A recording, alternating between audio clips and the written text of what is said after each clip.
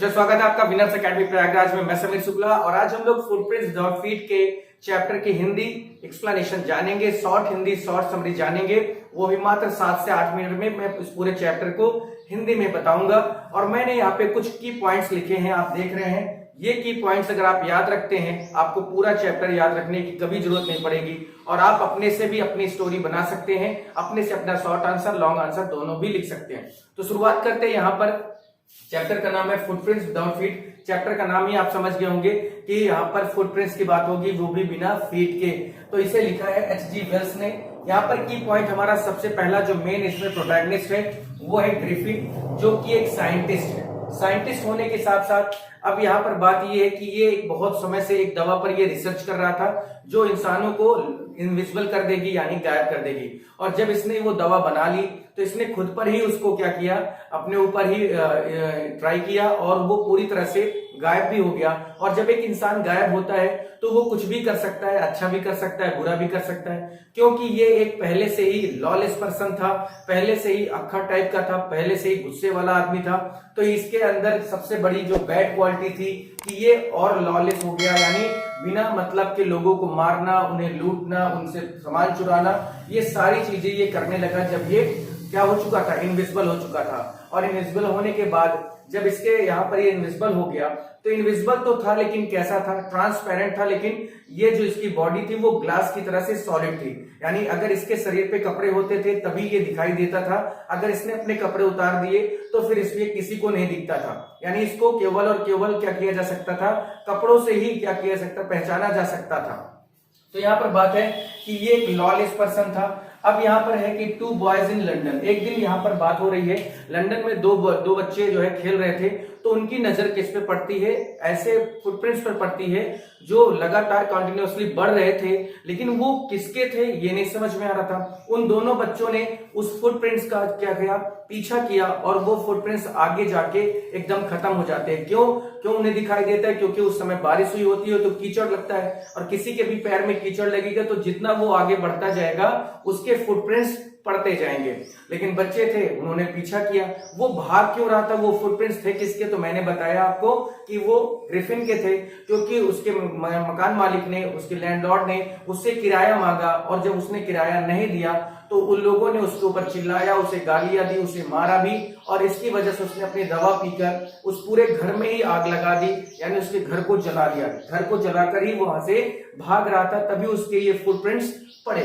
आगे इसमें कि ड्रग सेलो, उसने पूरा दवा निगल ली और उसके बाद वो गायब हो गया।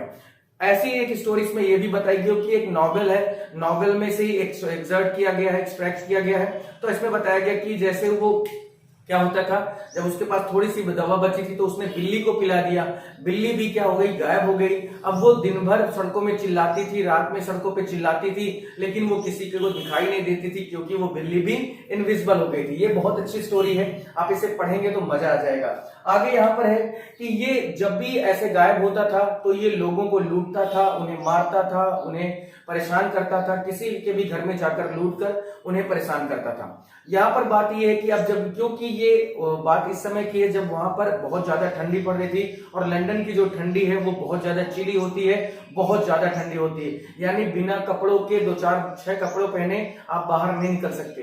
क्योंकि ये क्या था, अपने घर से जब भागा उस हाउस को छोड़कर जिसमें उसने आग लगाई थी, तो वो पूरी तरह से नेकेड भागा था, यानी उसके शरीर पर एक भी कपड़े नहीं थे। भागते भागते वो एक स्टोर में जाता है।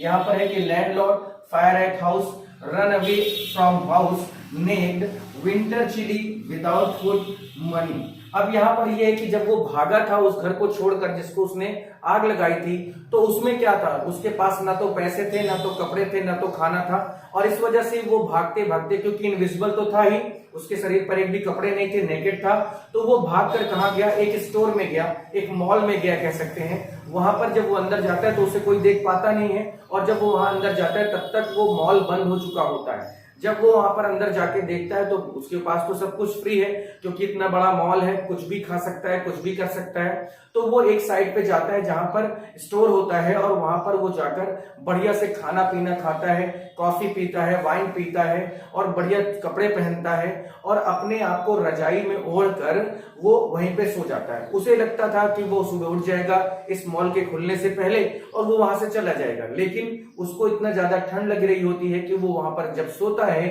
तो उसके बाद से वो नहीं उठ पाता है सुबह। और जैसे वहां पर लोग आते हैं, वो लोग उसको देखते हैं, तो फिर वो लोगों पर उठा उठाकर सामान फेंकने लगता है, मारने लगता है, और धीरे धीरे वो अपने कपड़ों को उतारना शुरू करता है। जितना कपड़े उतारते जाता है उतनी शरीर उसकी इनविजिबल होती जाती है। वहां से वो भागकर निकलता है, और निकलकर अब वो सोच रहा होता है, क्योंकि ठंडी बहुत ज्यादा थी, इस वजह से वो कहाँ जाता है, एक स्टोर में जाता है, और यहाँ पर बताया नेकेड। फिर उसके बाद जाता है वो एक थिएटर में, थिएट्रिकल कंपनी होती है जहां पर नाटक नुक्कड़ नाटक होते हैं, तो वहां पर जाता है तो देखता है कि बहुत सारी चीजें हैं यहाँ पर। फिर वो एक बड़ा सा लॉन्ग कोट पहनता है, हैट पहनता है, अपने चेहरे को पूरी तरह से कवर करता है, और फिर से वो एक दिखाई देने लगता है कि कोई इंसान है। कपड़े उतार देता था तो वो इनविजिबल हो जाता था, कपड़े पहन लेता था तो वो एक इंसान की तरह दिखता था। लेकिन क्योंकि जब वहां के भी उन लोगों ने देखा कि ये कौन है, ये कौन है, फिर से उसने क्या किया, मारना शुरू कर दिया। और जो वहां पर एक बुढ़ा जो उस कंपनी का मालिक था उसे भी लूट लिया, उसके पैसे लूट लिए, सारा सामान लूट लिया, और पूरे कपड़े जो थे वो सब लेके कपड़े के साथ वो वहां से भागा। अब क्योंकि वो जानता था कि अगर वो कपड़े पहने रहेगा तो पुलिस उसको पकड़ लेगी, इसलिए उसने अपने रास्ते में धीरे धीरे करके एक एक कपड़े उतारता गया, और वो फिर से नेकेड हो गया। नेकेड होने के बाद उसने वहां से पैसे भी चुराए, और उसके बाद वो एक गांव में जाता है, क्योंकि उसको पता था कि यहाँ रहना खतरे से खाली नहीं है, पुलिस वाले उसको ढूंढ लेंगे। तो वो कहाँ जाता है, आइपिंग में। आइपिंग एक गांव था लंदन के बाहर साइड पे, वहां पर जाता है। वहां पर उसने एक इन क्या होता है, धर्मशाला, जहां पर लोग रात में ठहरते हैं, या एक तरह से गेस्ट हाउस कह सकते हैं। वो वहां पर उस गांव में जाकर एक लैंडलॉर्ड होते हैं, एक मकान मालकिन होती है, वो उन्हें एडवांस में पैसे देके उनसे रूम ले लेता है, और वो कहता है कि मैं एक साइंटिस्ट हूं और मुझे डिस्टर्ब नहीं करना, मेरे कमरे में ना कोई आना चाहिए ना कोई जाना चाहिए। और उसने अपने शरीर अपने फेस पे बैंडेज किया था, तो उसने कहा कि ये मेरा एक्सीडेंट हो गया था इसलिए मैंने बैंडेज किया है, मुझे कोई परेशान नहीं करेगा, मैंने आपको इतना पैसा दे दिया है, मेरे से कोई मतलब आपका नहीं होना चाहिए। लैंडलॉर्ड भी खुश हो गया कि भाई चलो, ठंडी के समय में वैसे भी कोई ऐसे धर्मशाला या गेस्ट हाउस में नहीं आता, ये आया है, अच्छी बात है। अब धीरे धीरे समय बीतने लगा, फिर से उसका पैसा खत्म होने लगा, उसका खाना खत्म होने लगा।